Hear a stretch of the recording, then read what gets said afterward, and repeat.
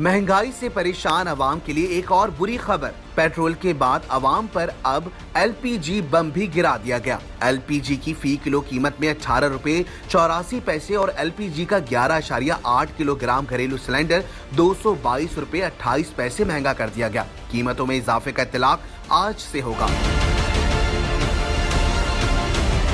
ओगरा ने एलपीजी महंगी करने का नोटिफिकेशन जारी कर दिया। एलपीजी की नई कीमतों का इत्तलाक जुलाई 2021 के लिए होगा। एलपीजी की नई कीमत 160 रुपए 13 पैसे फी किलोग्राम मुकर्रर की गई है।